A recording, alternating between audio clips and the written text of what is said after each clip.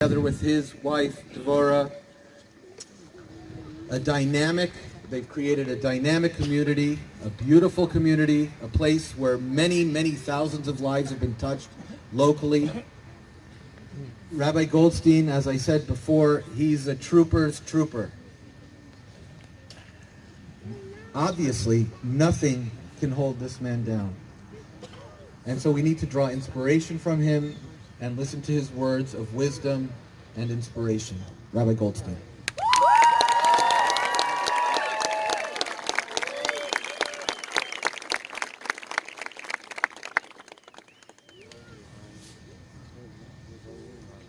Wow, wow, wow. Look at the love. Look at the warmth. 24 hours ago, I was in surgery, a 4-hour surgery, trying to save one index finger and losing the other finger. To what? Tonight, we are all together. I look around here. My wife and I has been here for 33 years in Poway. We planted our roots here, and we made this city our home. When my wife and I came here, we wanted to make a difference for the Poway community. And we opened up our center. In 1986, we bought this empty lot, and through the amazing generosity of the local members of the Poway Rancho Chabad community, we began with trailers, and then we embarked on building a building. Our former city manager, Mr. Jim Bower-Sachs, was so impressed with how my wife and I, young pioneers, came here from Brooklyn, New York, to make a difference, that he dedicated the street name Chabad Way. And the reason was to show the concept of rebirth. Our mission was to take from the sadness of the Holocaust, where many people have lost their faith and has gone astray, to rekindle it. And Poway was committed to that rebirth. From 1996 until 2 days ago, this building was a building that was a light unto the nations, with a thriving preschool, a synagogue, a friendship circle serving children with special needs. It was all about what can we do for others. It was all about inviting our neighbors of all faiths to do something kindness, to be there for each other. We open up our doors to our fellow churches when they need an overflow space. The churches next door to us share their furniture with us when we have a program. The unity that I see here tonight, of all across the board, from all religions, from all different backgrounds, but we are all created in the image of God. You're listening to a rabbi that today could have been my funeral. What happened on Saturday morning, the unthinkable, the unfathomable, where I faced death face to face. During services, I walked out. I met Laurie Kaye in the lobby. She came there because her mother passed away recently, and she wanted to attend the memorial service.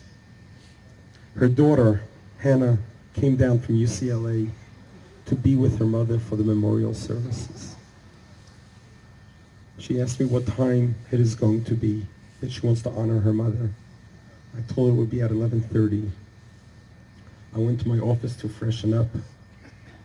I come out and I see her. We nod to each other, we smile to each other, and I walk towards our banquet hall to wash my hands in preparation for the service, when I heard this horrific noise.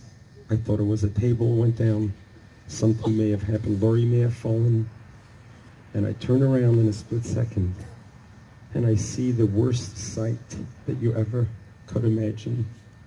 this man standing with a rifle, pointing point blank at me. I don't know what to do. I'm looking for Laurie. I don't know what happened to her. And he starts shooting right towards me. I lift up my hands to protect my face. Lost my right index. Badly injured my left hand index. I realize there's an active shooter right here, right now. What must I do now? I turn around where all the children were gathered in the banquet hall. And I gathered them and I ushered them outside. Amongst those children was my 4.5-year-old granddaughter. And my 3-year-old grandson was sleeping in his carriage. Bullets are flying all over. And I'm shouting and screaming for everyone to get out. And my granddaughter looks at me and he's saying, "Grandpa, why are you bleeding? Why are you screaming?" We safely got all the children out. A miracle of all miracles that the gun, the rifle, jammed. At that moment when it jammed, Oscar, a former army soldier, jumped into the action, took a chair and threw it at the murderer, at the terrorists. Another Border Patrol off-duty agent jumped into the action, grabbed the gun, and pursued the shooter, who ran away into his car. The Border Patrol agent was able to get off a few shots. But eventually, to our excellent work of our sheriff department and our police department, this murderer, this terrorist, was caught right away, right here in Rancho Bernardo. I turned around and I went to assess the situation. And what I saw, I will never forget. I saw Laurie Kaye lying on the ground unconscious, and her husband Howard, trying to do CPR on her, fainted. And their daughter Hannah came in screaming, "Mommy, Daddy." And I'm thinking to myself, this is not supposed to happen. This isn't Nazi Germany. This isn't a program. This is right here, Poway. This is our home. This building that we built is supposed to be full of love. This building that we built was supposed to be able to share kindness and love with each other. What is happening? I went outside and I found my congregation huddled together on the sidewalk. My finger was dripping profusely from blood. I got up on a chair and I shout to everyone. I said, "Am Yisrael Chai." We, the Jewish nation, are alive and will remain alive. Nothing can take us down. Nothing will take us down. The paramedics arrived. They wanted to take me away to the hospital. And I said, not until everyone is accounted for. And I looked around at my congregants, our fellow Poway members. I looked around. They were just in total shock, frightened, and total chaos of what just happened. It happened so quick. But we stood up there and we said, you know what? We're going to grow from this. Nothing terrible happens as long as you stay on the same spot. We need to move off this spot. As I got to the hospital, I was surrounded by a group of surgeons and doctors who attended to my wounds immediately. I had no idea how bad the wounds were. I had no idea that I was going to lose my finger, but I was alive. The bullets flew by my head, flew by my hands. I didn't know what was coming my way. But one thing I did know is that God spared me. And it made me think about this. Every single one of us, when we go to sleep at night, and we wake up the next morning, ask the same question I asked myself. Why am I alive? Why did I survive this? And the answer is, because each one of us are created in God's image, and each one of us has a mission in life to accomplish. We are all partners with God. And God, when he brought us to this world, and that day he said, the world can no longer exist without you. So each one of us can do something good. We are standing here right now at Valley Verde Park, in the heart of Poway, surrounded by hundreds of wonderful people that I don't know, that you don't know me, but you came out here because you have a heart, you have a soul, and you're here to comfort us in this incredible, incredible tragedy.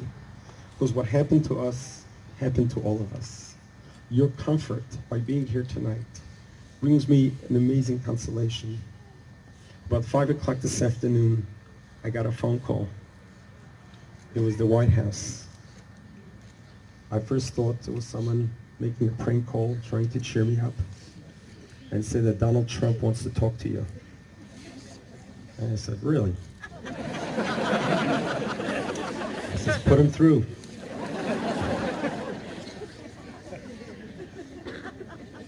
He says, hold on 1 minute. And the President of the United States of America was on the other line. He was so comforting. He brought amazing consolation. I had 15-minute conversation. He spoke to me like a friend, like a colleague. He spoke to me like he felt for me, for my anguish and pain. We spoke about why is there so much anti-Semitism. And we spoke about what can we do to change that. And he asked me for my idea. And I shared with him the idea of a moment of silence in our public schools. It used to be that in our public schools, children would be required to pray every morning. And then they stopped that. My Rebbe, Rabbi Schneerson, the Grand Chabad Rebbe, right after Ronald Reagan was shot, he came up with this idea and saying we need to reintroduce a moment of silence in the public school system. Children need to start the day off thinking about the greater good, thinking about the Creator, thinking about that there's a deity, there's a God, there's accountability, that humans are images of God. We need to respect each other, love each other, and care for each other. And the President listened to every word I said. And he was so generous and so kind with his words that it really, really helped us begin the healing process. I pray and I hope that we could accomplish this, perhaps with the Poway School District, and perhaps with San Diego School District, we can get this happening. This is the concept of pushing away darkness with light. A little bit of light pushes away a lot of darkness. A lot of light will push away a ton of darkness. Tomorrow at 2 o'clock will be the funeral of Laurie Kaye. I can't even say the words. Laurie Kaye, for those of you who've known her, she was the example of kindness to the fullest extent. She was the one who would always be the one to bring joy and happiness to every life cycle of any member in the congregation. About 18 years ago, one of our members' wife was diagnosed with breast cancer. Laurie made it her mission to accompany this woman to every single oncology visit. She went out of her way until the moment that that woman passed away. A couple weeks ago, our youngest daughter got married. Laurie and her husband flew to New York to dance with us at our daughter's wedding just 2 weeks ago. This is what Laurie Kaye was about. She was more about giving than taking. And she did it with such a smile. You can call it an activist. You can call it a person who's extraordinary. She lived an extraordinary life.